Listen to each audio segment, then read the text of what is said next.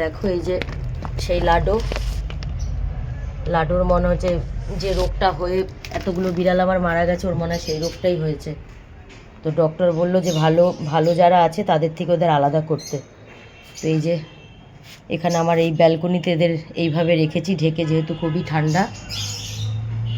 আর এই যে ব্যালকনিটা এই যে এই ট্রান্সপারেন্ট প্লাস্টিকটা কিনে আনে এই যে এই পুরোটা কাভার করলাম, এই এদিকেও কাভার করে দিলাম।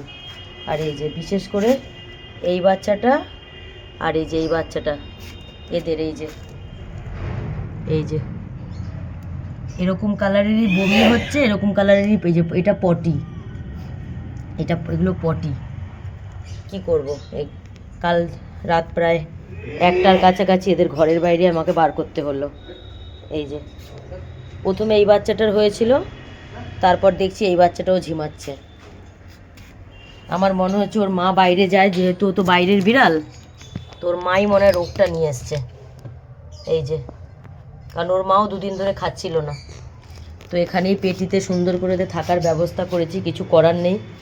কারণ আমার ঘরে যারা ভালো আছে এখন তাদের নিয়েও আমার টেনশান হচ্ছে যে তাদের কি হচ্ছে না হচ্ছে আমি নিজেও বুঝতে পারছি না। এই যে এখানেই জল খাবার দিচ্ছি, এই যে এখানে সব দিয়ে দিয়েছি। কারণ এই রোগ হলে কেউ বাঁচে না, কারণ আমি এটা জানি।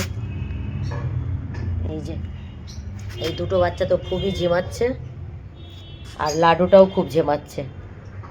মিনুমা ওদের সাথে আছে, জানি না মিনুমার কি হবে।